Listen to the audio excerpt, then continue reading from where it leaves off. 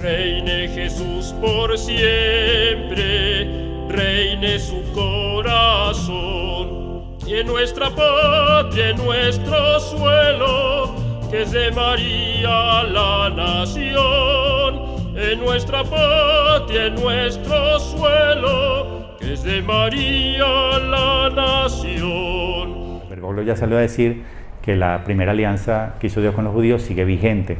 Pues no, eso contradice la Biblia. ¿Para qué le dice Bergoglio a los judíos que la primera alianza sigue vigente? Para que no acepten la segunda. Es como decir, ¿para qué van a aceptar a este que hizo una nueva alianza si la de ustedes está vigente? No, olvídense de este, sigan con la de ustedes. Eso es astucia satánica, la que mueve ese señor. Entonces, hay otra cosa interesante que ocurrió diferente. Dicen 2 de los 4 evangelios que apenas terminaron de cantar los himnos de alabanza, salieron hacia el monte Calvario, ¿no? Perdón, hacia el monte de los Olivos, hacia Getsemaní. Quiere decir que Jesús se brinca a la cuarta. Entonces vamos a concentrarnos en la tercera y la cuarta. La tercera, Vejit Salti, es la copa de acción de gracias. Eso es lo que hace, la Eucaristía significa eso, ¿no? Digo, etimológicamente hablando, Eucaristía significa acción de gracias. Es lo que es la Santa Misa. O sea, él aquí instituye la Eucaristía. Con esta copa, con la tercera, instituye el sacramento de la Eucaristía. Lo rezamos en el quinto misterio luminoso. Aquí instituye la Eucaristía, cambia la alianza, cambia el pacto y hace una promesa. Y la promesa se basa en que tiene que derramar su sangre por nosotros. Y la cumple al día siguiente en el Monte Calvario. Pero después de que hace la promesa, en la tercera copa, que es la de acción de gracias, cantan los himnos de alabanza, así estaba en el rito de Pascua judía, o sea, tienen que cumplirlo, y cuando terminan de cantar los himnos de alabanza, aquí terminan de cantar los himnos de alabanza y se van a hacer Getsemaní, ¿no? al huerto de los olivos, brincándose la cuarta copa, que es la de la consumación. Bueno, entonces los apóstoles, que son judíos, habrán dicho, ¿qué le pasó al Señor? Está apurado, tiene prisa, se le olvidó. ¿Qué le pasó? Que se brincó la última. No se la brinca. Miren que no se la brinca, sino que ocurre después. Por eso dicen Getsemaní, Padre mío, si este cáliz no puede pasar sin que yo lo beba, hágase tu voluntad. Está hablando de la cuarta copa, de la consumación. Él está sufriendo porque sabe que beber la cuarta copa significa morir después de 12 horas de tortura ininterrumpida y derramando hasta su última gota de sangre.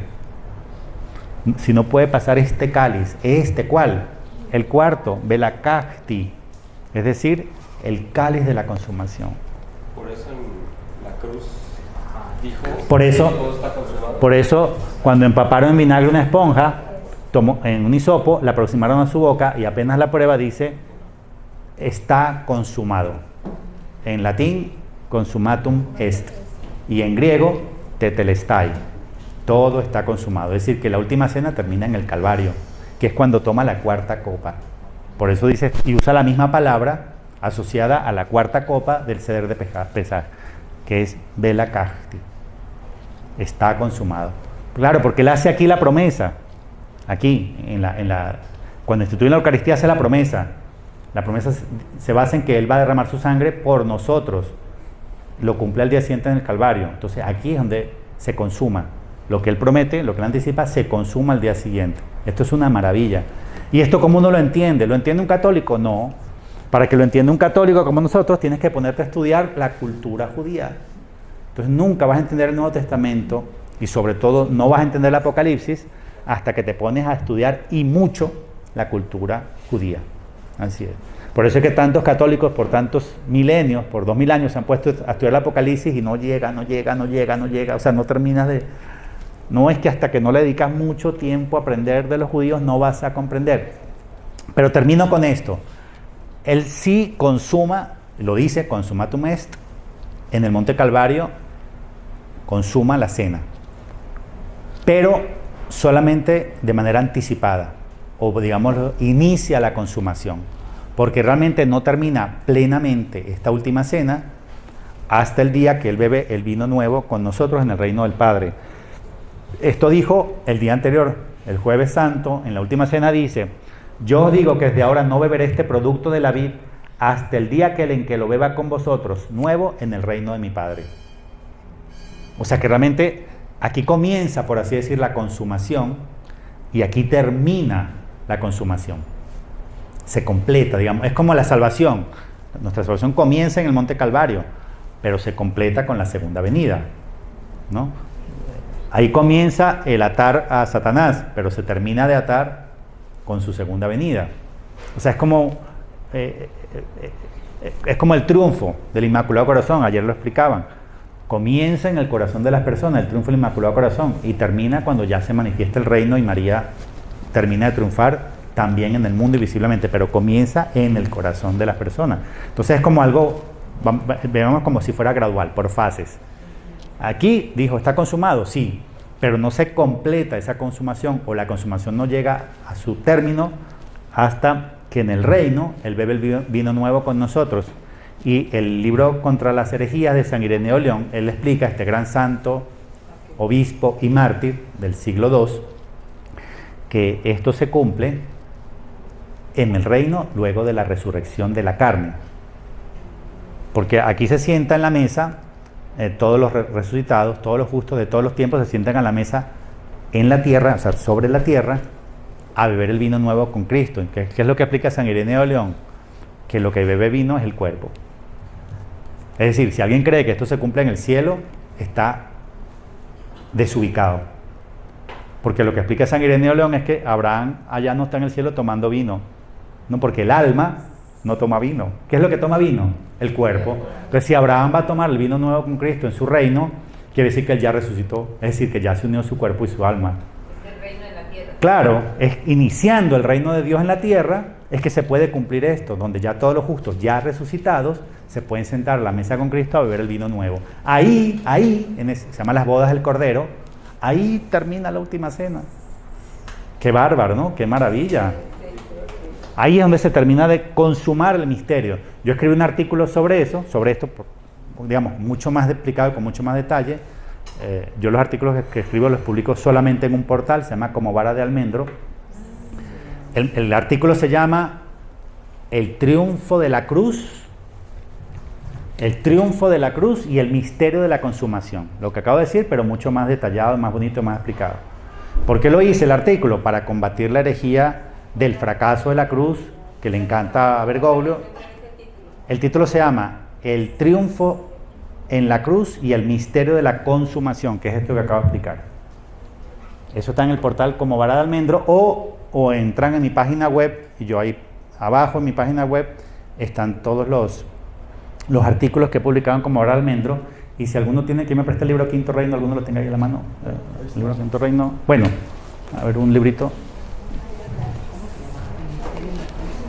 El triunfo en la cruz y el misterio de la consumación. Eso es el artículo es una apologética al triunfo de la cruz, porque Jorge Mario Bergoglio varias veces, le encanta hacerlo, predicar el fracaso de la cruz, ¿no? Humanamente hablando, terminó en un fracaso, el fracaso de la cruz. ¿Cómo vamos a hablar de la cruz como un fracaso? El mayor acto de amor de toda la historia, Él paga la deuda de mi pecado y me da la vida eterna. Y yo voy a asociar el mayor acto de amor que existe en el universo, lo voy a asociar a la palabra fracaso. Terrible. Entonces yo, en respuesta a Jorge Mario Bergoglio, escribí ese artículo. Pero aquí en el libro, al final, ahí en cuadrito verde, en la última página, está mi página web, www.yalleganuestraliberacion.com, y mi canal de YouTube. Pero mi página es mucho mejor porque el canal de YouTube solo tiene videos. En cambio, en mi página web, por ejemplo, se puede descargar el libro de los mensajes de la devoción, los 493 mensajes, el artículo que escribí para refutar a catholic.net, están los 5 artículos que he escrito en Como Vara de Almendro, están los 10 cantos de Getsemaní, está un libro que se llama En defensa de la Eucaristía, hermosísimo, que escribió mi amigo Alejandro Jiménez Alonso de España, es un libro para defender la comunión en la boca, se llama En defensa, no lime tangere, En defensa de la Eucaristía, lo puedes descargar, y hay muchas cosas ahí. Entonces, el artículo este que les digo, entra a mi página web, abajo hay una sección que se llama artículos en el portal como vara almendro, y ahí pinchas y llegas a este artículo. Vamos a seguir. Todo lo anterior es preámbulo, es todo introducción. Ahora vamos a llegar al tema de hoy. No, pero ya vamos a ver por qué, más adelante, por qué es relevante todo esto. El tema de hoy es, ¿falta una avenida o faltan dos? Ese es el tema, ¿no? Ese es el misterio. Entonces, si falta solo una, que es lo que dice el catecismo, ¿por qué dice este santo y doctor de la iglesia, cuya fiesta fue el 20 de agosto, hace 2 viernes, dice, sabemos de una triple venida del Señor? Y miren, lo dice con certeza, ¿verdad? Lo dice como algo obvio. Es gracioso ver cómo para los santos son obvias cosas que para nosotros no lo son. Así como que obvio, sabemos así como si fuera algo que todos saben, algo. No, pues tan obvio no es, porque si no todo el mundo lo entendería y todo el mundo lo conocería. Él dice, sabemos, fíjate que está textual, sabemos de una triple venida del Señor. Qué raro, eso pareciera contradecir lo que nos enseña la Iglesia Católica, lo que nos enseña el catecismo, que solo habla de la segunda. Ustedes nunca van a escuchar a alguien decir la segunda y la tercera, nunca. Nadie lo ha dicho. Ni está en el catecismo, ni está en el Denzinger, ni está en... Entonces, ¿por qué dice sabemos de una triple venida? Yo esto lo escuché por primera vez hace 4 años en un café con Galat. Y yo llevo hasta ahorita 4 años luchando con esto y no me cuadra la intermedia. No me cuadra porque además esta intermedia dice que es oculta y solo los elegidos. Pues la primera todo el mundo la conoce, la conocemos, ya pasó. Pero después él dice que falta una que llama intermedia y una que llama última. La última, pues, viene con sus santos y sus ángeles y todo ojo le verá. No hay misterio tampoco, todo ojo le verá y entrega el reino, etc. El misterio de este sermón quinto de Adviento, de este santo y doctor, es que a la intermedia, él la llama intermedia, la asocia a 2 palabras misteriosas. Dice oculta y solo unos elegidos. Esas son las 2 palabras misteriosas.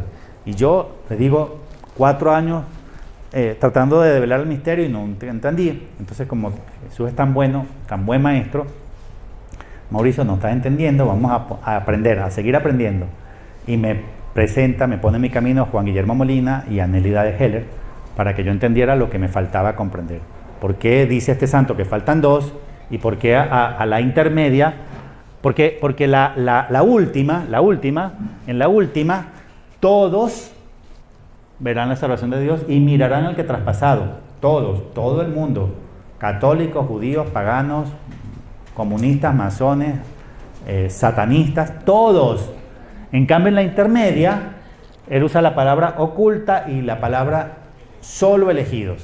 Eso es lo que yo en algún momento pensé, hace tiempo, que esta intermedia era el aviso. No, porque en el aviso no es una venida como tal.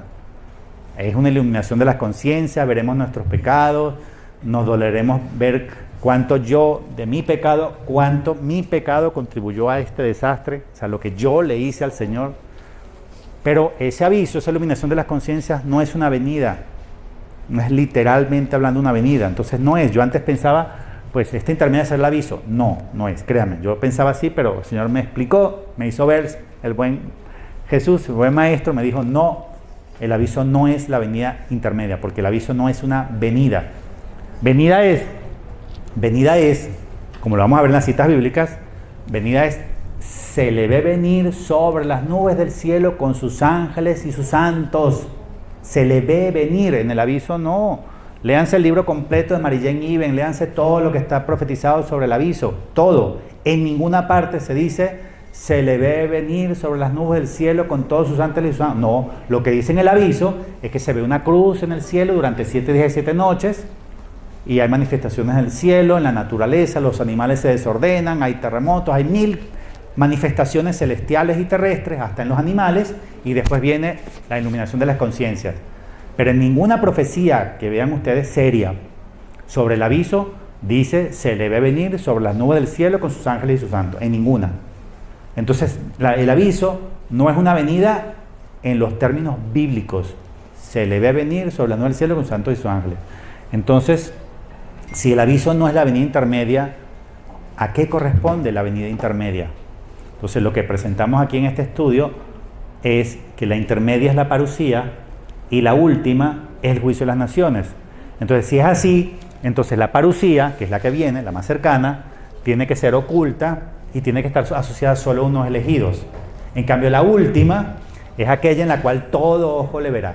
Ese es el misterio que vamos a resolver. Y para eso vamos a ver la relación entre el sermón de San Bernardo de Claraval y el diario de Santa Faustina Kowalska. Vamos a ver dos numerales, el 83 y luego el 1146. En el 83 dice: antes de venir como juez justo, vendré como rey de misericordia. Y ahí sí son venidas, porque el verbo es el mismo, es el verbo venir. Entonces, Santa Faustina Kowalska apoya la tesis de San Bernardo de Claraval. Sí faltan dos, pero obedecen a distinta naturaleza. Primero viene como rey de misericordia y después viene como justo juez. Vamos a ver que esas dos venidas están separadas por 7 años. 3,5 o 7. Hay dos posibilidades. Yo me inclino más a creer que están separadas por 7 años y vamos a demostrar luego por qué. Pero pueden ser, o están separadas por 3,5 años o están separadas por 7 años, pero no 7 años solares, gregorianos, sino años bíblicos o proféticos que son de 360 días. Es decir, entre estas dos venidas hay 1260 días o hay 2520 días, una de dos. Y yo no sé con certeza cuál de las dos, pero o están separadas por 1260 días o están separadas por 2520 días. Pero lo que sí es un hecho es que en Diario de Santa Faustina utiliza el mismo verbo dos veces, el verbo venir. Dios es tan bueno que primero viene como rey de misericordia y después viene como rey de justicia. Es mejor, en otro numeral, Santa Faustina asocia estos dos momentos a dos puertas de salvación. A esta llama la puerta de la misericordia y a esta la llama la puerta de la justicia. Y nos invita, nos sugiere, Dios quiere que nos esforcemos por entrar en esta. ¿Por qué? Porque esto lo aprendimos, lo entendimos y lo captamos bien con la última homilía que nos dio el padre Coronel allá en Zamora, que nos explicó la diferencia entre el rey y el juez. El rey todo lo perdona, porque es un rey de misericordia y además porque es el único que quita el pecado del mundo. Entonces es mejor que nos encontremos con el rey, porque es un rey misericordioso y todo lo perdona si te arrepientes y si te conviertes. Pero si tú no quieres arrepentirte y convertirte, porque eso pues tiene sus consecuencias, tiene sus problemas, te haces enemigo del mundo, tus familiares te desprecian, el obispo te vota, el párroco te dice no vuelva acá más, usted baboso, seguidor enemigo del Papa Francisco, no lo quiero ver por acá. Entonces tú, para evitar problemas, te haces amigo del mundo, recibes la comunión en la mano, para evitar problemas te haces amigo del obispo, te haces seguidor de Bergoglio y comulgas por comodidad. Entonces te pierdes la puerta de la misericordia y ya al final ya viene pero como juez, y el juez ya es sentencia. O sea, Jesús viene en dos momentos. Aquí, conversión, salvación, perdón. Hay una parábola que nos explicaba el padre en la homilía, es el rey tiene dos deudores, uno le debe mucho y uno le debe poco, y el rey, que es bueno, misericordioso, le perdona la deuda a los dos. ¿Por qué? Porque es rey de misericordia y es el único que tiene el poder de quitar el pecado. Entonces, convirtámonos, arrepentámonos, hagamos la confesión de vida que siempre nos sugiere el padre Coronel, hagámosla ahora. Entremos, esforcémonos por entrar en esta puerta. ¿No quiere usted? Perfecto. No quiso verse con el rey de misericordia y al final viene no como rey de misericordia, viene como justo juez. Cuando viene como justo juez, ya llega como justo juez el día del juicio final. Ahí usted no le va a decir, es que me arrepiento de todo lo que yo hice, perdóneme. No, porque el juez ya da la sentencia. Entonces no esperemos. Esto es jugar con la vida eterna, esto es tentar a Dios. No nos enfrentemos al justo juez, porque Dios es misericordia perfecta y es justicia perfecta. Le damos una pregunta. ¿La vida de Jesús como rey de misericordia está asociada con el arrebatamiento? Sí. La venida como rey de misericordia está asociada al arrebatamiento. La venida como rey de misericordia es el arrebatamiento. Pero eso es lo que vamos a ver en las siguientes láminas.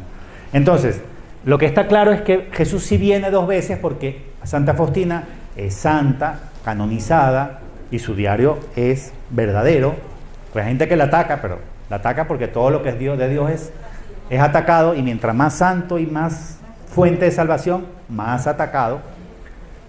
Es verdadero y ella es verdadera santa. Habla de 2 venidas y eso es muy importante, y más adelante lo vamos a ver en otro numeral. Asocia cada una de estas venidas a una puerta.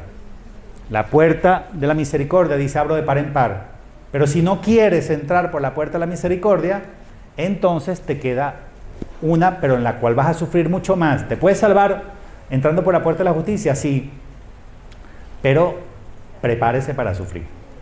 Entonces, el sacerdote que no quiso dar la cara por Cristo y por no ponerse en problemas con el obispo, sigue dando la comunión en la mano, ¿se puede salvar? Sí, pero primero tiene que pasar por la puerta de la justicia, tiene que derramar su sangre por Cristo, ¿entiendes? Va a ser asesinado. ¿Para qué? Para que no quiso dar testimonio por las buenas, martirio místico, entonces tiene que dar testimonio con la sangre, ¿no? Eso lo vamos a seguir viendo poco a poco, pero esto es muy interesante porque uno va comenzando a entender que sí es bueno sufrir ahora, padecer nuestro martirio místico ahora, es doloroso lo que nos hacen, lo que nos pasa, sí, pero si no quieres pasar por la puerta de la misericordia, lo que viene después es mucho más doloroso. Lo dice Jesús a los sacerdotes: no quieres ser luz del mundo y sal de la tierra, ok, entonces vas a ser echado afuera para ser pisado. Es decir, todo sacerdote que no esté dispuesto a ser testigo de Cristo ahora y de la presencia real, va a ser pisado, torturado, asesinado, ¿entienden? Que es así, claro, o eres mártir de amor por las buenas, o te toca ser testigo de sangre, mártir de sangre. Bueno, esta explicación es de Juan Guillermo Molina, fue el que me la dio, y aunque la doy como hipotética, es posible que tenga razón, es muy bonita. Es que en la Biblia está anticipado en varias veces que si son 3 venidas, o sea que si viene 3 veces, como lo dice Santa Faustina Kowalska y como lo dice San Bernardo de Claraval. Sabemos de una triple venida del Señor. Pues si el doctor dice sabemos de una triple venida, pues en la Biblia tiene que estar en algún lado, ¿no? ¿Por qué? Porque el catecismo dice, numeral 6.5, 6.6 y 6.7, que toda profecía privada, toda relación privada tiene que estar supeditada a las Sagradas Escrituras. No puede pretender superarla, modificarla, ampliarla, no. Una profecía privada, aunque venga de la Santísima Virgen María, tiene que tener su correspondencia y su coherencia dentro de la Biblia. Eso lo explica el catecismo. Entonces, si San Bernardo dice, sabemos de una triple venida, pues en la Biblia tiene que estar. Y vamos a ver en el resto de la presentación que está y muchas veces. No solo es que está y muchas veces. Una de ellas, muy bonita, es Mateo 26, es el suceso en Getsemaní, que ya anuncia, ya anticipa de alguna manera la triple venida. Lo voy a leer. Entonces va Jesús con ellos a una propiedad llamada Getsemaní y dice a los discípulos: sentaos aquí mientras voy allá a orar. Y tomando consigo a Pedro y a los 2 hijos de Zebedeo, comenzó a sentir tristeza y angustia. Entonces les dice: mi alma está triste hasta el punto de morir. Quedaos aquí y velad conmigo. Y adelantándose un poco, cayó rostro en tierra y suplicaba así: Padre mío, si es posible que pase de mí esta copa, pero no sea como yo quiero, sino como quieras tú. Antes de seguir, les comento algo importante que usé como recurso pedagógico, y es que todo lo que está asociado a la primera venida está en color azul, todo lo que está asociado a la parucía o venida intermedia está en color verde, y todo lo que está asociado a la última venida o juicio de las naciones está en color rojo. Eso es importantísimo, porque así mentalmente uno se va ayudando a comprender. Entonces, primera venida en azul, venida intermedia en verde, última venida en rojo, o primera, parucía y juicio de las naciones. Entonces miren cómo sigue ahora. Primero en azul. Viene por primera vez, viene entonces donde los discípulos y los encuentra dormidos, y dice a Pedro: con que no habéis podido velar conmigo una hora. Velad y orad para que no caigáis en tentación, que el espíritu está pronto, pero la carne es débil. Y alejándose de nuevo, por segunda vez, oró así: Padre mío, si esta copa no puede pasar sin que yo la beba, hágase tu voluntad. Volvió otra vez, segunda vez, volvió otra vez, y los encontró dormidos, pues sus ojos estaban cargados. Lo dejó y se fue a orar por tercera vez, repitiendo las mismas palabras. Viene entonces donde los discípulos y los dice: ahora ya podéis dormir y descansar.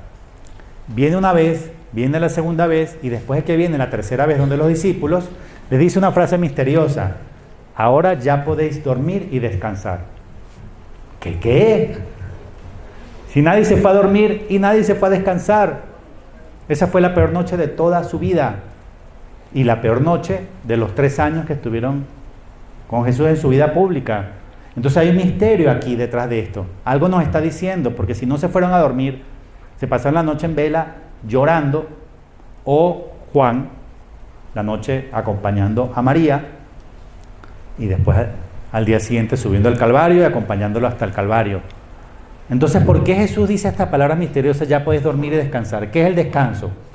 Pues a mí se me abrió los ojos sobre lo que es el descanso, leyendo el libro de San Ireneo de León, Contra las herejías, porque ahí se explica que el descanso es el reino de Dios en la tierra. Eso lo explica, por ejemplo, Hebreos 4:9, que dice: es claro que queda un descanso sabático para el pueblo de Dios. Hebreos 4:9 llama descanso al milenio, que en el libro de Cielo de Luisa Picarreta llama el tercer fiat o el reino de la divina voluntad. Pero San Ireneo lo llama el descanso y Hebreos 4 lo llama el descanso. ¿Por qué? Porque Hebreos 4:9, si leen la carta de los Hebreos, el capítulo 4 completo, lo que explica muy en resumen, es muy bonito, vale la pena que lo repasen. Lo que explica Hebreos 4 es que Josué no les entregó el verdadero descanso. La verdad, tierra prometida no es la que entregó Josué, sino la que viene, la futura. ¿Por qué? Porque cuando está explicando Hebreos 4:9, el Salmo 95, que recuerda unas palabras durísimas de Dios en el desierto: soy un pueblo de corazón duro, ¿no? Por eso juré en mi cólera, no entrarán en mi descanso. Eso lo está diciendo en un salmo el rey David. Y lo que explica Hebreos 4 es que el rey David no le está hablando a los hombres del pasado, sino a los hombres del futuro. Por eso juré en mi cólera, no entrará en mi descanso. Lo que explica Hebreos, vamos a suponer que aquí fue Josué, aquí entrega el descanso, ¿verdad? Que es Canaán. Y después viene, mucho tiempo después, viene David. Hebreos 4 explica que David no le habla a los hombres del pasado, de la época de Josué, sino que habla a los hombres del futuro. Porque la sentencia, ahí está como del pasado. Son un pueblo de corazón duro, no heredan la tierra prometida, que es Canaán. Pero David, que habla mucho tiempo más tarde, no le está dando una advertencia a la gente del pasado. No, eso ya pasó. Hebreos 4 explica que David está dando una advertencia a los hombres del futuro, para que no endurezcamos nuestro corazón, porque si no, Dios nos va a decir a nosotros: he jurado en mi cólera, no entrarás en mi descanso. Por tanto, es claro que queda un descanso sabático para el pueblo de Dios. La tierra prometida no es Canaán, es toda la tierra. El descanso no fue en el que entregó Josué, el descanso es el séptimo milenio. Por eso es que Dios nos manda a trabajar 6 días y descansar el séptimo día, como figura de los 6.000 años, y después viene el séptimo milenio, que es el descanso. ¿Por qué? ¿Por qué es el descanso el séptimo milenio? Porque el hombre deja de contradecir la voluntad de Dios, entonces ya Dios descansa. No solo porque Satanás está atado por 1000 años, como lo dice el Apocalipsis, no solo por eso, descansa, y eso también está explicado en el libro de Cielo de Luisa Picarreta, porque como el hombre comienza a vivir en la divina voluntad, deja de pelear con su creador, deja de retar a Dios, de contradecirlo. Entonces no solo descansa el hombre, Dios también descansa, porque el hombre deja de pelear con Dios, deja de retar a Dios. Por eso es que el milenio es el descanso. Eso yo lo he aprendido por Luisa Picarreta, pero también por el libro de San Ireneo de León, Contra las herejías, un libro tan importante que está referido 23 veces en el Catecismo de la Iglesia Católica. 23 veces. Claro, forma parte del magisterio y también de la patrística, de la tradición, porque San Ireneo es uno de los santos padres de la Iglesia. Imagínense qué santazo, y ese libro es una maravilla. Es largo, es un libro como de 700 páginas, es decir, no es un libro que lo vas a leer en una sentada, pero es un libro con una luz bárbara. Para mí, yo entendí el misterio del descanso gracias a San Ireneo de León, y mucho tiempo después gracias a Picarreta. Pero lo que nos está diciendo esto entonces es Jesús viene la primera vez, viene la segunda vez, viene la tercera vez, los discípulos, que los manda a orar, y cuando viene la tercera vez, les dice, ahora ya podéis dormir y descansar. Según esta hipótesis, que no es mía, es de Juan Guillermo Molina, pero puede ser que tenga razón, es Jesús nos está anunciando una primera venida, una segunda venida, y que después de la tercera venida es que entrega el descanso. Eso es lo que está diciendo. O sea que aquí están la primera, la segunda y la tercera venida. Están dentro de este suceso de Getsemaní. Y como dice el Eclesiastés, lo que es lo que será, lo que sucedió así será. O sea, lo que sucedió te sirve de ejemplo para entender lo que viene, lo dice la Biblia. Así funciona la pedagogía divina. Los sucesos bíblicos históricos son proféticos. Es una regla básica de la interpretación de la Sagrada Escritura. Y ejemplos de eso en la Biblia, ¿saben cuántos hay? Cientos o miles. El mismo Jesús, como buen pedagogo, como buen maestro, pone ejemplos de que los sucesos históricos son proféticos. Jesús dice, así como Jonás estuvo 3 días y 3 noches en el vientre del cetáceo, así el Hijo del Hombre tiene que estar 3 días y 3 noches en los abismos. Así como Moisés elevó la serpiente en el desierto, así tiene que ser elevado el Hijo. O sea, cuando Dios le dice a Moisés que haga una serpiente y la eleve en un palo y tal y cual, está anticipando que su hijo tenía que ser elevado en la cruz. O sea, los sucesos históricos bíblicos son proféticos. Por eso es que estudia la Biblia, para entender lo que viene. Si David, el muchacho David, tiene que vencer a un gigante que es 1000 veces más fuerte que él, y es guerrero, él no, él es un pastor, y lo vence con una piedra dándole aquí, ese suceso es histórico y es profético. Significa que Dios va a agarrar a su piedra, su piedrita. David representa a Cristo, ¿no? Lo sabemos. Pues Cristo va a agarrar su piedrita y le va a dar aquí en el centro de los ojos a su enemigo.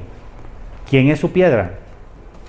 Le dijo a Pedro, tú eres mi piedra, con esta piedra edificaré mi iglesia. O sea, Dios puede, por ejemplo, no digo que sea eso, pero lo digo como ejemplo. Es que Benedicto no dice nada, ¿por qué no habla? ¿Por qué no?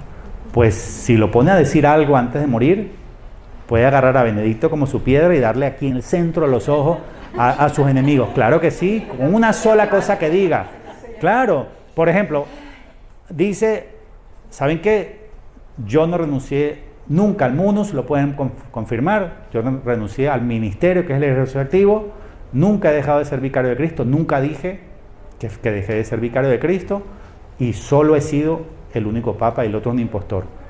Dígame si eso no es darle en el centro de los ojos a los masones. No digo que vaya a ser eso, ojo.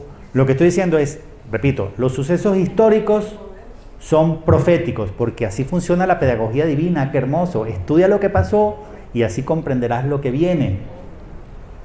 Hermoso. Entonces, cuando Jesús viene 3 veces a los discípulos y la tercera vez les dice, ya podéis dormir y descansar, eso sucedió. Esto estamos leyendo algo histórico.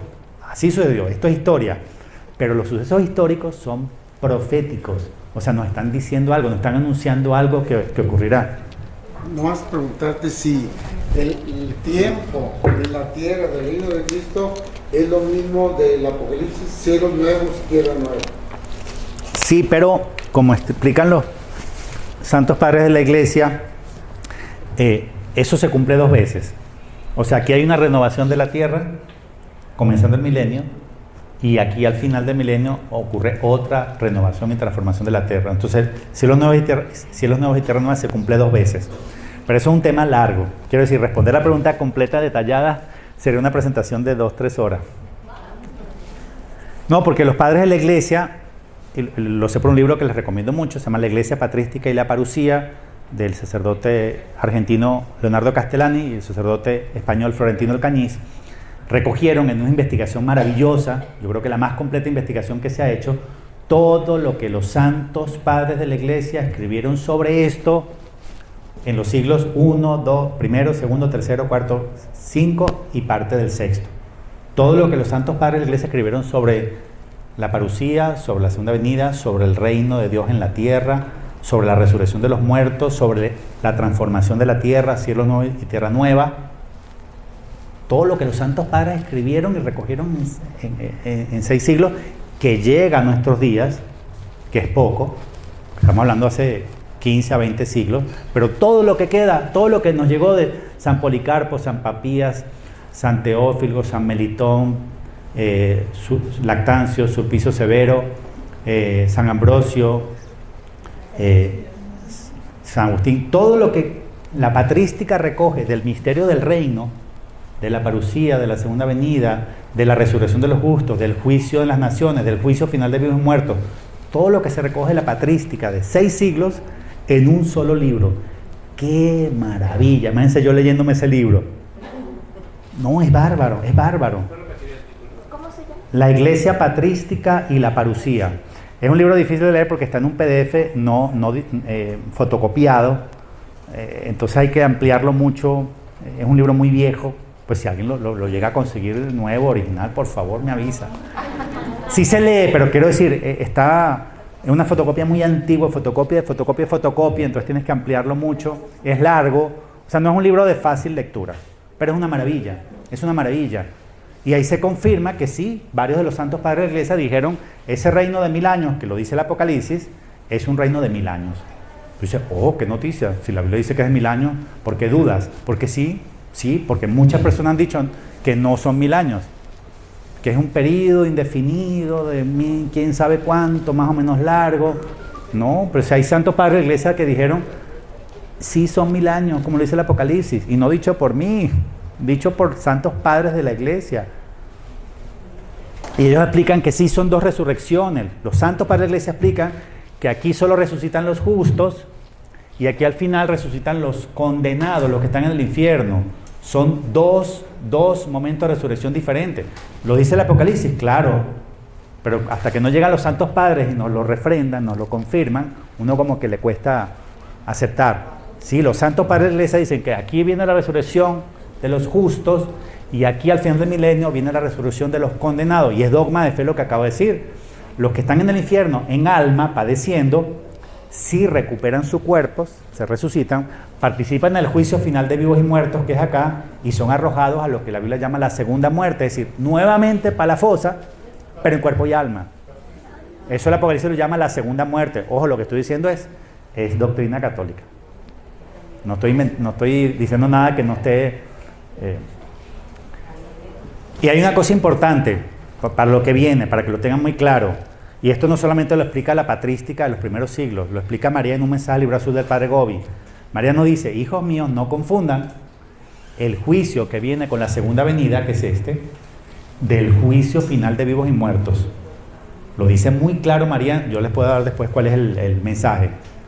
O sea, Jesús viene y viene como juez, viene para un juicio, que no es, dice María en el libro azul del Padre Gobi, que no es el mismo juicio final de vivos y muertos. Ese comentario, ese mensaje del libro azul del Padre Gobi, le tumba al suelo por completo la hipótesis a los antimilenistas, porque todos los antimilenistas, desde los primeros hasta los de hoy, dicen que hay un solo juicio, uno solo, no hay 2, uno solo. Claro, lo que pasa es que ellos no han leído el libro azul del Padre Gobi. María dice que son 2 y que no debemos confundirlos. Yo sí escucho a la madre. Yo creo en el libro azul del Padre Gobi, no solo creo, es uno de los libros que más me ha ayudado en mis estudios bíblicos y proféticos. O sea, hay muchas cosas que están clarísimamente explicadas en el libro azul del Padre Gobi, de cosas que antes eran misteriosas o que generaron discusiones hasta en los santos. Ojo, es que en este tema hay discusión de San Jerónimo contra San Agustín, contra San Ireneo. O sea, en el libro me encontré él refiriéndose a San Ireneo sin estar de acuerdo, porque San Ireneo era milenista y San Agustín era antimilenista. Imagínense, discusión entre santos, pero ellos no tenían el libro azul del Padre Gobi para zanjar esa diferencia. Claro, no tenemos a la madre, y la madre nos dice, hijos míos, no confundir el juicio que viene con la segunda venida del juicio final de vivos y muertos. Están separados por el reino, por 1000 años. Entonces hagámosle caso a la madre. Había una pregunta por acá. No, pero el juicio particular cuando uno muere cada persona, y ese es el juicio final cuando ya convoca a todos. Sí, cada uno al morirse tiene su juicio particular, pero el juicio final es, según lo dice nuestra madre, la madre de la Santa Iglesia Católica, madre y maestra, es Todos los hombres frente a todos los otros hombres de todos los tiempos. O sea, por eso es que es bueno portarse bien, porque lo que tú has hecho lo van a ver y saber todos los hombres frente a todos los demás. Por eso dice, no hay nada oculto que no vaya a salir a la luz. Es bueno saber, porque la gente que peca en lo oscuro, ¿no?, en lo privado, dice, nadie se va a enterar. No, lo que tú haces en lo oculto, en lo privado, nadie me ve. Eso lo va a ver todo el mundo. Eso ayuda a convertirse y a esforzarse a vivir en santidad, porque no hay nada que hagas que no se va a saber. La gente que roba o mató a alguien y nunca salió, nunca fue a juicio, nadie supo que mató a alguien. Me salí con la mía. No, señor, todo el mundo va a ver cuando mataste a esa persona. Todo el mundo lo va a ver. Aunque haya sido confesado y reparado el pecado, porque dicen que hay una... No, es porque tú puedes estar en el juicio ya salvado. Y aún así ves tu película. Claro, aún así ves tu película. Sí te salvas, pero lo que has hecho queda. Pero después Dios lo borra para siempre. Dice la Biblia, va a separar tus pecados de ti como el oriente dista del occidente. Es decir, se va a quedar, porque el pecado que tú te has confesado está perdonado, pero todavía no está expiado. Acuérdense que eso es doctrina católica también. Perdonar es una cosa, expiado es otra. Si yo maté a alguien y me confieso y me arrepiento y me muero, ¿me salvé? Sí, pero tengo que ir a pagar 1000 años o 2000 años o 10.000 años de purgatorio para reparar porque maté a alguien, porque ese pecado quedó perdonado, mas no expiado. Eso es, ojo, esto es doctrina católica básica, no estoy diciendo nada nuevo. Jesús mismo en el Evangelio también lo refiere cuando dice que los habitantes de Nínive juzgaron a los habitantes de esta tierra porque creyeron a Jonás, y aquí hay uno mayor que Jonás. Y hay otro pasaje en el que hace referencia a los habitantes de Sodoma y Gomorra que juzgarán a los habitantes de Nínive. Sí, eso es pero muy buen aporte, excelente. Eso demuestra que en el juicio final de los muertos, todos frente a todos. O sea, bueno, sigamos porque si no se nos va el día. Vamos a ver uno de mis grandes profesores, el argentino sacerdote Leonardo Castellani, gran biblista, gran exegeta, uno de los que más ha aportado al Apocalipsis, a comprender el Apocalipsis, y él me encanta porque tiene una guía de exégesis para interpretación de las profecías bíblicas, y son tres. Primero, toda profecía bíblica es oscura. ¿Qué significa oscura? Misteriosa. O sea, que no la entiendes hacia la primera. ¿Por qué Dios da las profecías con misterio? Posiblemente para confundir a los sabios, a los poderosos, a los entendidos y revelárselas a los pequeños, a los humildes, a los que se humillan ante Dios y le dicen, Señor, yo quiero entender, ayúdame, pero de rodillas. Entonces, ¿qué es una profecía que no sería oscura, que no sería misteriosa? Es decir, mañana va a haber un terremoto, y supongamos que mañana ocurre un terremoto. Pues si yo digo mañana va a haber un terremoto, eso no es una profecía oscura, es una profecía clara. Entonces, ¿qué es una profecía oscura o misteriosa? Algo que no lo entiendes a la primera, tienes que esforzarte un poco. O sea, misterioso significa que hay un misterio detrás.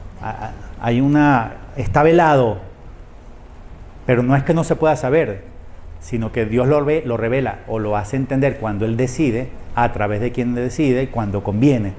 Pero sobre todo a quien se esfuerza, a quien se humilla. Señor, yo quiero entender esa profecía, ayúdame a entenderla.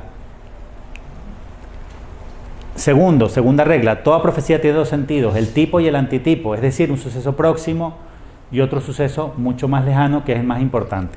La teoría del tipo y antitipo. Entonces, cuando en la Biblia hay una profecía, esa profecía se cumple una vez y después más adelante se vuelve a cumplir. Por eso es que cuando la gente se comienza a discutir si lo que dijo Jesús se refería a su generación o a la nuestra, y que no, que a la de ellos, no que a la nuestra, no que se refería a la de él, no que se refería a la nuestra, se refiere a las dos, exactamente. Hija de Jerusalén, no lloréis por mí, llorad por vosotras y por vuestros hijos. ¿A quién se refiere Jesús? ¿A su generación o a la nuestra? A las dos. Por eso le dice, llorad por vosotras, su generación, que van a sufrir la destrucción de Jerusalén en el año 70, y llorad por vuestros hijos, porque Jerusalén va a volver a ser pisoteada, va a volver a ser tomada, invadida. Lo dice Zacarías 14, lo vamos a ver adelante, la mitad del pueblo es exiliado, las mujeres son violadas, las casas son quemadas. Entonces cuando dice lloré por mí y por vuestros hijos, se refiere a la de él, a la generación de él y a la nuestra. Cuando dicen cuando veáis a Jerusalén rodeada por ejércitos, sabéis que llegó la hora. Eso se refiere a la Jerusalén de Jesús o a la actual. Se refiere a las dos. Jerusalén fue rodeada por ejércitos, las tropas de Tito en el año 70. Bueno, la guerra judío-romana duró 3 años, pero finalmente, pues obviamente destruyen a Jerusalén y se dio la última diáspora. Pero esa profecía de que cuando veáis a Jerusalén rodeadas por ejércitos se vuelve a cumplir ahora, cuando vengan las naciones contra Jerusalén. Entonces las profecías tienen doble cumplimiento profético. Se cumplen 2 veces. Cuando dice Daniel 9, 24, 27, 70 semanas desde la orden de reconstruir Jerusalén, se cumple 2 veces. La primera cuando se dio la orden con Artajerjes, que no solo dio la orden, sino que dio madera y fondos para reconstruir Jerusalén y sus murallas, y de ahí cuenta 70 semanas. Por eso se vuelve a cumplir una segunda vez, una segunda orden de reconstruir Jerusalén, y vuelve a contar 70 semanas de años, que son 490 años bíblicos o proféticos. ¿Cuándo se cumple el segundo cumplimiento de la profecía de las 70 semanas de Daniel? Yo no lo sé, pero yo aquí puse una hipótesis que puede estar mala, pero que yo un día leyendo, me regalaron la imagen de Guadalupe, pero llena de explicaciones a todo alrededor, por todas partes, el códice guadalupano. Y en una de ellas, una por aquí chiquita, decía que hay un misterio detrás de la orden a Fray Juan de Zumárraga, que tal vez no es simplemente construir una basílica, un templo a Guadalupe, tal vez va más allá. Así como Jesús le dice a San Francisco de Asís en una oración allá en San Damiano, le dice, reconstruye mi iglesia, y él se pone a montar ladrillo sobre ladrillo al techo, pero él tardó muchos años en su madurez espiritual, en que entendió que Jesús no le estaba mandando a arreglar San Damiano, sino a reconstruir la Iglesia Católica Universal, que estaba pasando por un mal momento. Pero él tardó mucho en entender que cuando dijo reconstruye mi iglesia, se refería a la Iglesia Católica, no a la capillita de San Damiano. Pues lo que explica aquí el código guadalupano, según esta imagen que me regalaron, dice, hay un misterio detrás de la orden a Fray Zumárraga, ¿no? Dios quiere que me hagan aquí un templo, construyame un templo, dice la Virgen de Guadalupe. Dice que pudiera estar eso relacionado con un misterio asociado a la Nueva Jerusalén. Yo cuando leí eso dije, posiblemente el segundo orden de reconstruir Jerusalén se le da a Fray Juan Zumárraga a través de San Diego, de San Juan Diego, o sea, a través de la Virgen de Guadalupe. Quiero que me reconstruya mi iglesia, quiero que me construyan un templo. Una orden de construir, no la Basílica de Guadalupe, sino una orden de comenzar a construir la Nueva Jerusalén. Entonces yo de ahí conté las 490 años bíblicos proféticos, y eso me llegó aquí a final de este año, ¿no? Pero ojo, es solo una hipótesis. Lo que sí es seguro es, y ya voy a dar lo que sí es seguro es, toda profecía se cumple 2 veces. Toda profecía bíblica, tipo y antitipo. Una le sirve de ejemplo a la siguiente. Entonces, si la profecía de las 70 semanas de Daniel están relacionadas con la primera venida, es posible que en su segundo cumplimiento, las 70 semanas de Daniel se cumplan en relación a la segunda venida. Es solo una hipótesis, pero hay un misterio detrás de la orden de construir el templo a Guadalupe. O sea, hay un misterio ahí interesante. Este año, 2021, se cumplen 490 años de la aparición de la Virgen de Guadalupe. Sí, el 15 de diciembre. Sí, yo saqué la cuenta. El 15 de diciembre se cumple desde la orden dada a Fray Juan de Zumárraga hasta bueno, yo no sé si mi cálculo fue correcto o no, pero a mí me dio 15 de diciembre de 2021 que se cumplen los 490 años bíblicos o proféticos. Eso es un misterio, ¿no? Perdón, sé que el 70 es significativo, pero me quedé ahorita con una duda. Dice, el descanso cuando vino Jesús y dijo, ha llegado mi hora, y hablaste del descanso que significa no endurecer el corazón en el 7 milenio, para que el hombre ya descanse. ¿Y cuándo es el 7 milenio? ¿A qué se refiere cuando dijiste? Sí. 7 milenio. Sí, eso lo vamos a explicar en lo que queda de la presentación. El 7º milenio comienza cuando Cristo entrega el reino a los santos. Lo vamos a ver en Mateo 25.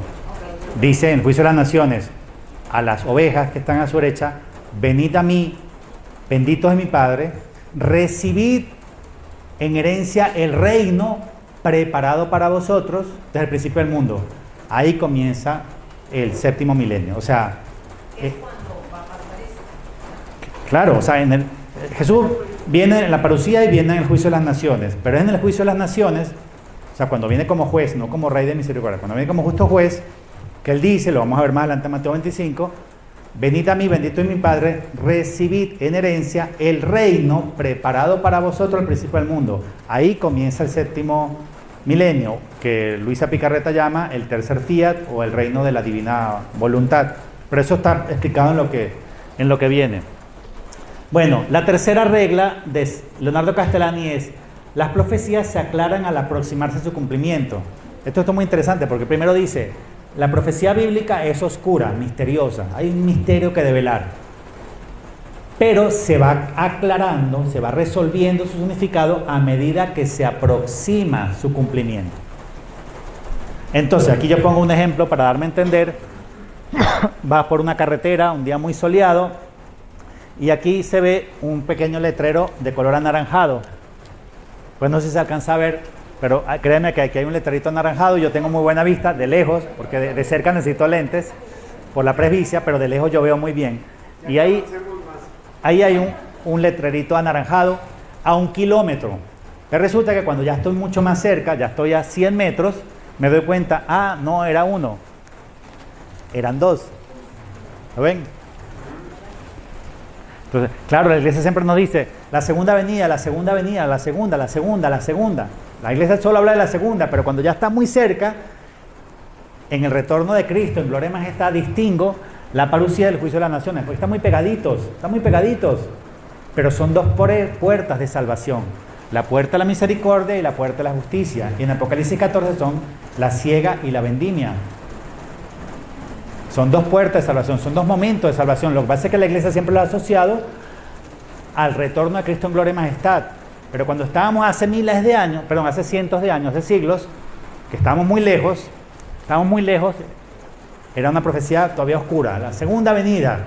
Y cuando estamos cerca nos dice, pero es que la segunda venida consta de 2 manifestaciones de Cristo Rey, 2 momentos de rescate, 2 tiempos de salvación, o como lo llama Santa Faustina Kowalska, 2 puertas, la puerta de la misericordia y la puerta de la justicia. Entonces, hay como 3 o 4 citas bíblicas que son las más importantes de este estudio. Esta es la primera de las más importantes.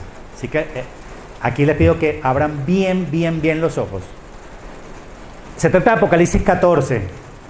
Ya comenzamos a ver en Apocalipsis 14 el misterio de esos 2 momentos de salvación, de esas 2 puertas, la de la misericordia y la de la justicia, porque Jesús viene a colectar los frutos en 2 momentos diferentes, porque Jesús siempre hace los símiles con las cosechas, ¿no? Recuerden, muchas parábolas de Jesús están asociadas al pastoreo, pero hay muchas parábolas asociadas a la cosecha, ¿no? A los ciclos agrícolas del pueblo judío.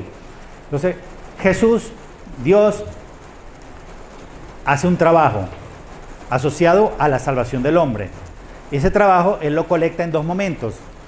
La primera vez que colecta los frutos de su trabajo de salvación, de su plan salvífico, se llama la siega. Y después hace otra colecta, y esa segunda colecta se llama la vendimia, que es cuando toma la vid. Entonces, eso está explicado magistral y maravillosamente en Apocalipsis 14. Dice así primero vamos a ver de los versículos 14 al 16, son 3 versículos, y después le vamos a agregar 3 versículos más, 17, 18 y 19. Entonces primero del 14 al 16, y dice así: yo seguí viendo, había una nube blanca, y sobre la nube sentado uno como hijo de hombre, que llevaba en la cabeza una corona de oro y en la mano una hoz afilada.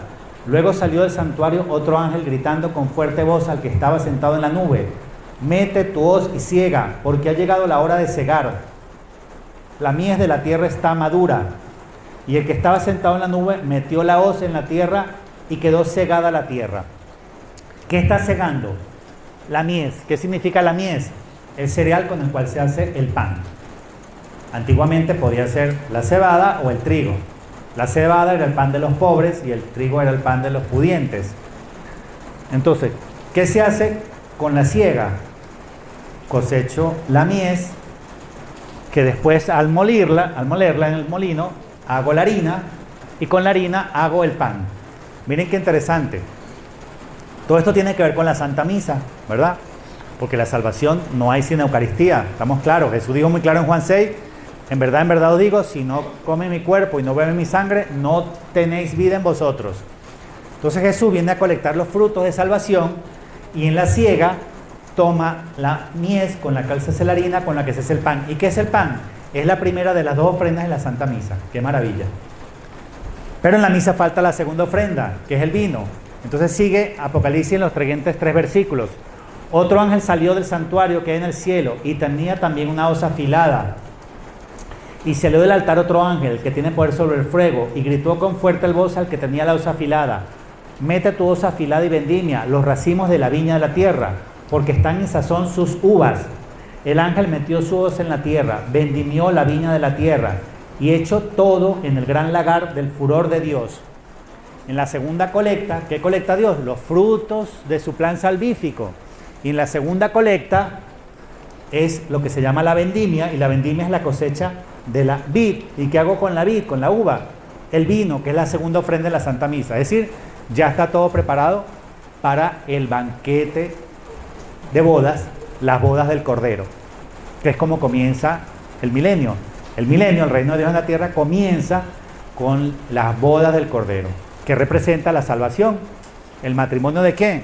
De Dios con nuestra alma, o de Cristo con su esposa, la iglesia. Así comienza el reino. Pero ¿qué hace falta para el banquete? Hace falta el pan y el vino, que se convierten en el cuerpo y la sangre de Cristo. Ahora, vamos a ver aquí las puertas de... ¿Dónde están las puertas de Santa Faustina Kowalska? Para entender lo de las puertas, primero hay que ver un detalle que no es poco relevante, y es que una de las principales diferencias entre la siega y la vendimia, es decir, entre cosechar la mies o colectar la vid, es que la vid se echa todo en el gran lagar del furor de Dios. Vean ese detalle porque no es irrelevante. Aquí cosecho, preparo el pan, aquí vendimio, pero para preparar el vino tengo que echar la uva en el gran lagar del furor de Dios. El lagar en el pasado, por muchos siglos, fue así. O sea, un sitio rodeado de bloques, de ladrillos, con una inclinación y un lugar donde sale el jugo, y van toda la familia descalzos a pisar. Hoy en día, o después de mucho tiempo, se inventaron las prensas. Es un lagar también, pero mecánico. No sé si lo han visto, son dos cilindros de acero muy grandes. Arriba cae la uva y pasa por esos, y abajo sale la cáscara y el jugo. Entonces, ¿cuál es la diferencia principal entre la siega y la vendimia? La que quiero que focalicen la atención. Que si usted no quiere entrar por la puerta de la misericordia, le toca pasar por la puerta de la justicia, que significa que va a sentir lo que es ser pisado, exprimido. Y fíjense que la vid está asociado al jugo de uva, que es el vino, que está asociado a la sangre de Cristo. Es decir, si usted no quiere dar testimonio siendo mártir místico o mártir de amor, entonces puede salvarse, pero dando testimonio de sangre. Entonces, para entender esto mejor, veámoslo con el diario de Santa Faustina Kowalska, numeral 1146. Importantísimo, importantísimo. Antes de venir como justo juez, yo abro de par en par la puerta de mi misericordia. O sea, Jesús nos abre de par en par, significa nos invita a entrar todos por la puerta de la misericordia. Pero si no quieres pasar por la puerta de misericordia, que es la siega, entonces tiene que pasar por la puerta de mi justicia, que es la vendimia. Por eso fue que puse el video al principio.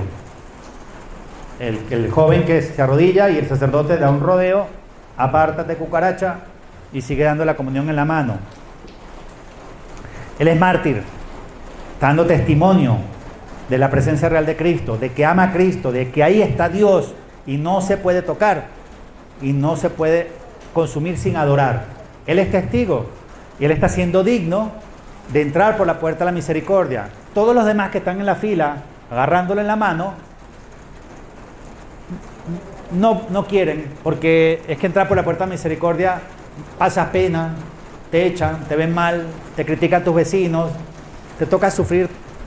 Entonces yo no quiero sufrir ese martirio, yo prefiero estar en alineado con el párroco, con el obispo, con Bergoglio, no me quiero meter en problemas.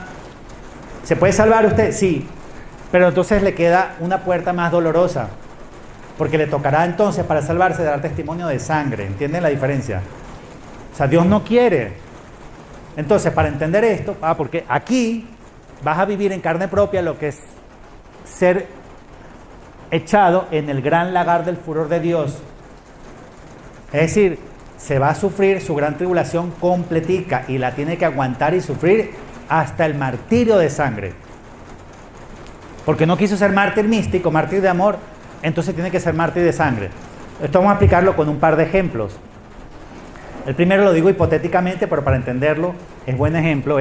Supongamos que los apóstoles, a momento ya de que llega el martirio de Cristo, supongamos que están los 11 apóstoles leyendo el diario de Santa Faustina Kowalska.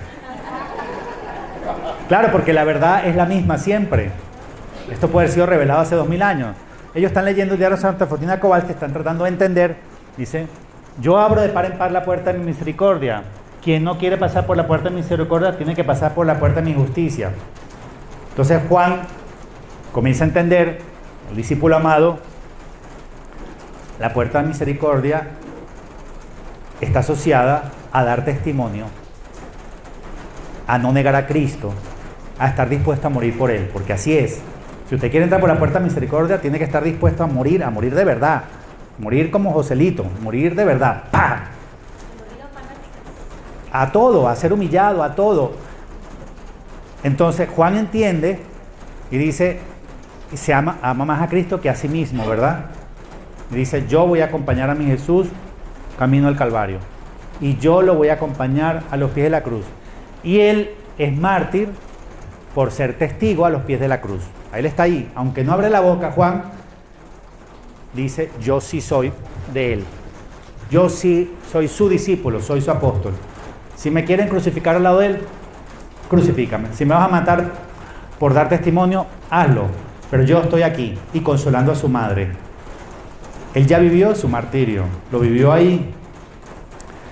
Los otros no, se achicopalan, se rajan. No, yo no lo conozco, ese yo no sé quién es. Y así me salvo. O sea, se ama más a sí mismo en ese momento, se ama más a sí mismo que a Jesús. Y dicen, si me quedo aquí y me identifican con él, me van a matar.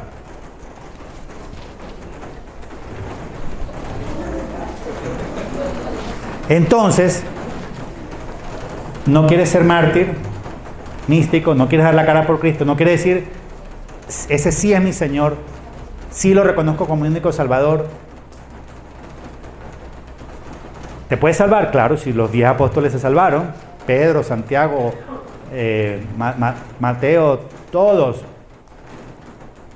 Pero les tocó derramar su sangre, ¿sí o no? ¿Entienden? O sea, para salvarte tienes que ser mártir, místico de sangre, tienes que ser testigo. ¿Quién se va a salvar sin testificar que hay un único Salvador? ¿Quién se va a salvar sin testificar que Él fue el que me rescató del poder del infierno, de la muerte y del pecado? ¿Quién se va a salvar sin reconocer al Santo de Dios como su Salvador, como su Redentor?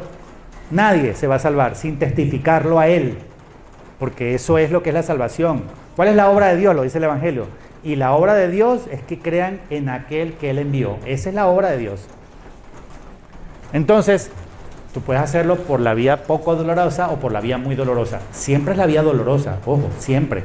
Es la vía del martirio, la vía del testigo. Pero tú escoges.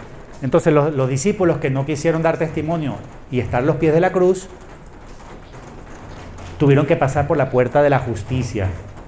Es decir, tuvieron que sentir en carne propia, en su carne, qué significa ser pisado en el gran lagar de la furia de Dios. Que en nuestro caso se refiere a la gran tribulación.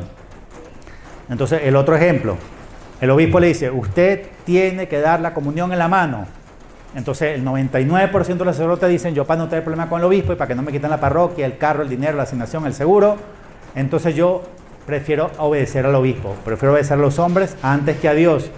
¿Se puede salvar ese sacerdote? Claro que se puede salvar, pero como no quiere entrar por la puerta de la misericordia, porque eso le trae problemas, eso le complica la vida, ese sacerdote se puede salvar derramando su sangre por Cristo, porque es que si no da testimonio de Cristo no se va a salvar, se va a ir al infierno. Esto es importantísimo entenderlo y nos da ánimo, valor para sufrirlo. Te arrodillaste, te dejaron pasando pena, el padre da una vuelta y sigue dando la comunión para atrás. Tú te estás comprando la entrada para entrar por la puerta de la misericordia. Nos conviene ser mártires ahora, defender la Eucaristía ahora, defender la comunión de rodillas en la boca ahora, defender a Cristo, a la verdadera iglesia, al Papa Benedicto XVI, nos conviene hacerlo ahora, aunque te escupan, te maldigan, te quedes sin amigos, ahora, ser testigo ahora. Y si no, como dice, yo digo en broma, hay una iglesia en Brasil que tiene como lema, pare de sufrir, ¿no? Entonces, yo digo, si no quiere entrar en la puerta de la misericordia, es lo contrario, es prepárese para sufrir. Claro. Eso fue lo que le pasó a los apóstoles. No quiso dar testimonio porque se amó más a sí mismo que a Dios, le dio miedo, se rajó, se achicopaló, no fue capaz. Prepárese para sufrir. Todos ellos, menos Juan, murieron derramando su sangre. Todos ellos. Juan no, María Magdalena no, eso está en Valtorta, María Magdalena no, porque ellos ya dieron testimonio. Esto es importantísimo entenderlo, las dos puertas. Y a imagen de la iglesia que no Jesucristo con los apóstoles, contando que los traicionó, dando a Juan que estuvo al pie de la cruz, quedaron 10, 1 contra 10, el 10% por la iglesia, pero infiel contra el 90%. Ah, bueno, buen punto. Buen punto. Ayer vimos un mensaje donde Jesús dijo, en ese tiempo del malvado, del hombre malvado, el 90% de mis hijos estarán espiritualmente ciegos. Él lo que está diciendo es que Juan 1, verso 10, que no fueron capaces de estar con Jesús a los pies del Calvario, es el 10%. Pues es la iglesia remanente que sí ve, es el 10%. Buen punto, buen comentario. Había otra pregunta allá atrás. En cuestión al sufrimiento, la frase que dice, así como el oro se purifica en el fuego del crisol, así también el hombre a quien Dios ama se purificará en el crisol del sufrimiento. Así es. Eso está en Eclesiástico, ¿no? Eclesiastés. Sí, hijo, si te animas a servir al Señor, prepárate para la prueba. En el crisol de la humillación es que Dios purifica el oro. Así es. Así es. Esto había otra, ¿verdad? Sí, había otra. Otra pregunta había ahí. No, ya no. No había otra pregunta. Yo he visto que a mí me cuesta muchísimo ver que mi agresor es mi compañero, mi amigo, mi colaborador, etc. Pero Jesús dice en el Evangelio, los padres entregarán a los hijos y los hijos entregarán a los padres, entre hermanos se entregarán, entre esposos se entregarán y se denunciarán, entre los miembros de la misma familia. Es terrible, así es. Pero lo que en ese momento no veo, lo veo a posteriori.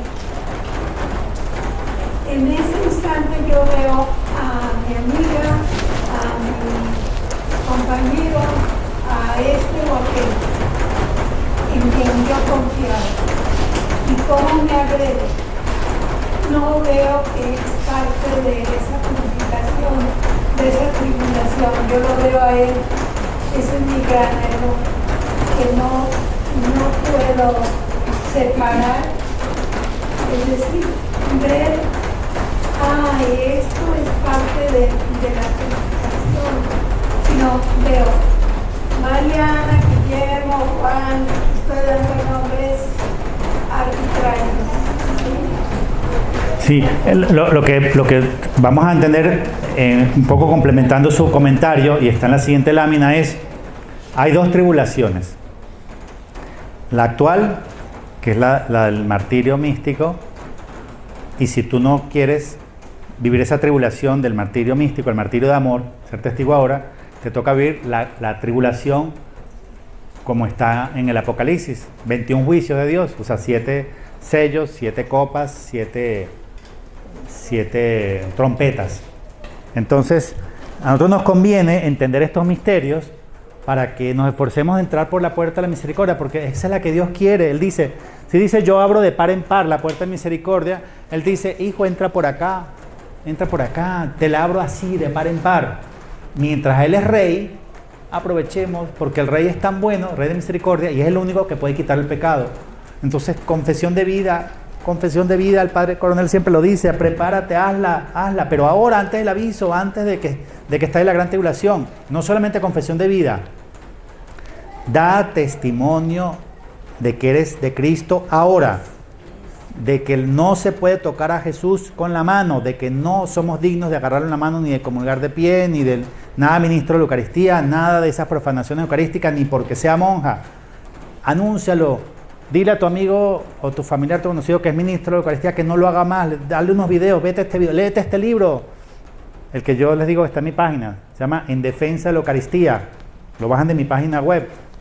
Noli Me Tangere, En Defensa de la Eucaristía. Regálale el libro, que es regalado, un PDF. Léetelo.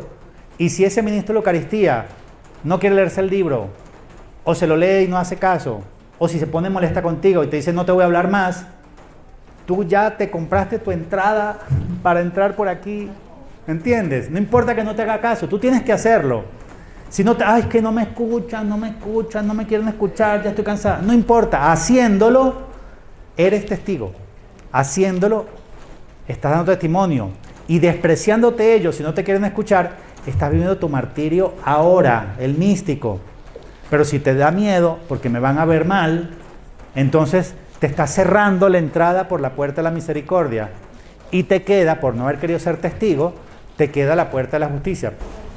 Quiere decir, con eso entiendo que a la hora de que yo vaya y me levante a predicar, no importa en qué iglesia vaya, yo me tengo que levantar sin el corporal que a veces utilizo o un relicario que me hayan bendecido mi sacerdote. No lo hagas. Entonces a partir de este conocimiento es pararme y hincarme, y si me la dan, qué bien, y si no, o sea, si no te la dan, tienes que decir gloria a Dios, porque estás comprando la entrada para entrar por esta puerta. Mira, no, muy importante tu punto, muy importante. Cuando muere San Policarpo, qué película tan bella, está en YouTube, bájenla, véanla, es cortita, 1:20, pero hermosísima. Y él lo amarran y le están comenzando a prender fuego, lo van a quemar vivo, y él, en lugar de quejarse, de maldecir, en lugar de estar angustiado, molesto con sus verdugos, está adorando a Dios, está amando y dando gracias. ¿Y saben qué dice? Las últimas palabras de San Policarpo antes de morir: te doy gracias, Dios Padre, porque me permites compartir los sufrimientos de tu Hijo. Imagínense qué manera de terminar la vida, dando gracias a Dios porque le permite compartir. ¿Qué haces si te arrodillas y no te dan la comunión? A ejemplo de Policarpo, dices así: te dejaron humillada. El Padre da un rodeo, hasta te hace así con el pie, y tú ahí con las orejas rojas de vergüenza, tú tienes que decir como San Policarpo: te doy gracias, Dios Padre, porque me permites vivir la vergüenza que pasó tu Hijo Jesús. Eso se llama martirio místico, martirio de amor. Se está ganando la entrada a la puerta de la misericordia. Sígalo haciendo, porque al arrodillarse y no le den la comunión en la boca, está siendo testigo, está dando testimonio de Cristo y de la presencia real de Cristo en la Eucaristía. Pero ¿qué tanto te vale o qué tanto se podría prestar a como que alguien en tal iglesia ya sé que el sacerdote va a hacer lo mismo, voy a ir cada día para estar ganando esto? Pues normalmente lo que uno hace es averiguar uno si la dan en la boca y comulgan en la boca, claro. Pero el día que te pase, da gracias a Dios, está siendo testigo.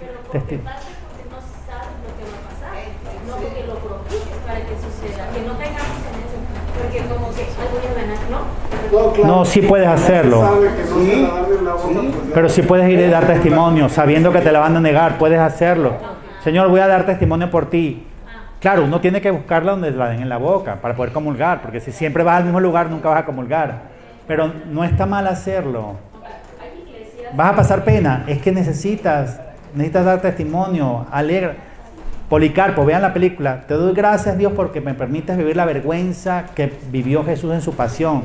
Lo escupieron, lo maldijeron, le bofetearon, lo desnudaron. ¡Qué vergüenza! Pues cuando vives la vergüenza de la humillación, da gloria a Dios. Te doy gracias porque me permites compartir las humillaciones que sufrió tu hijo. Y da testimonio cuando se roban la hostia porque una persona se la quiso robar sin ponérsela a la boca y yo la obligué que se la pusiera en la boca. Y yo, cuando los 9 años que yo viví en Perú, yo recuperé 3 hostias robadas. 3. Frente a todos en plena misa. Con ayuda, debo decirlo, porque yo no soy tan ágil ni tan rápido, con la ayuda de mi ángel de la guarda, que le pedí que me ayudara a eso. Y en 9 años que viví, logré recuperar 3. Pues uno dice, 3 en 9 años no es mucho. Bueno, pero cada hostia tiene un valor infinito. Estando pendiente de quien hace cosas raras, como que la agarra, se da vuelta y antes de que nadie se dé cuenta, se la mete por aquí y yo así. Claro. Y después quitándola, sacándosela del bolsillo. No, que no tengo nada. Es así como tocándose los bolsillos como para que yo vea si está abajo. Yo sabía que la había metido acá. Me la acerco, así como cayendo en su engaño. Ah, no la metió. Y hago así. Y se la saqué del bolsillo aquí en un segundo es largo, pues. En una milésima de segundo. Si yo eso me pongo a practicarlo, a ensayarlo, no me sale. O me sale a la vez número 100. A la primera la saqué. Eso no se explica sin la ayuda del ángel de la guarda, porque tú no puedes hacer algo tan rápido y sin planificarlo. Y además yo también me temblaba la mano, meter la mano a alguien de la ropa, ¿me entiendes? O sea, es difícil. Pero yo le pedí ayuda a mi ángel de la guarda y me ayudó. Entonces sí, das testimonio devolviéndola. Yo me fui al altar, ahí frente a toda la misa viendo. Yo no abrí la boca, yo me puse así, hice así. Y el sacerdote que vio todo el show fue y la agarró y se la llevó. Me paré y me regresé a mi asiento. Pero sí le dije, nunca en su vida vuelva a hacer esto. Usted ni sabe lo que está haciendo.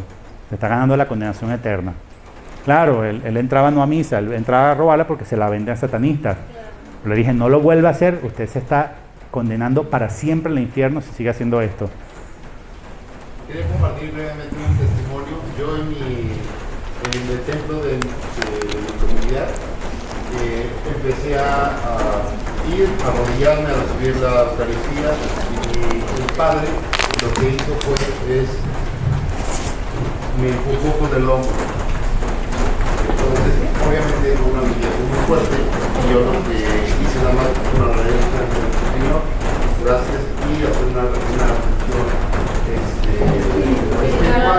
igual. Pasaron 2 veces y yo me asesoré previamente con los sacerdotes para saber qué hacer. Pero ya una vez tercera fue y yo sentí que era una declaración de guerra, de poder, de soberbia. Entonces también un sacerdote me dice, ve con tu sacerdote, informa, platica con él. Y es lo que hice cuando ya platiqué con él, intercambiamos opiniones, posturas, y después ya entendí que no debía hacer eso, y lo único que hice fue hacer recibirla de rodillas, no me la daba, y ya sabía que no iba a ganar, pero lo que hice fue, Señor, te recibo espiritualmente, pero dando el testimonio. Entonces yo le dije, voy a hacer la misma fila, voy a ponerme ahí y voy a decir que sí necesito hacer. Entonces, hoy por hoy, el sacerdote lo movieron en ese lugar, y ahí en esa parroquia ahora otras personas están haciendo lo mismo, y ahora el sacerdote da la Eucaristía aquí en la rodilla, pero a los que no saben se van a rodillar, no, entonces muchas gracias. Les pido un favor, pero por ustedes, no es por mí. Yo mañana me voy tempranísimo. Es decir, lo que no sé de hoy no se va a dar. Entonces, si me permiten seguir, porque lo más importante no ha llegado. Ya se puso interesante, porque ¿quién no dice que es interesante esto? ¿Quién había relacionado el diario de Santa Faustina Kowalska con Apocalipsis 14?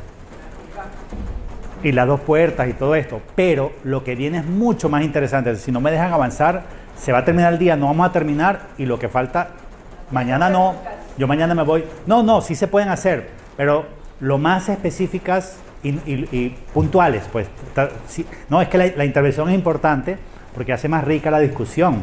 Sí es importante las preguntas y sí es importante intervenir, pero que seamos un poco comedidos en cuántas preguntas y que sean muy centradas en lo que vamos.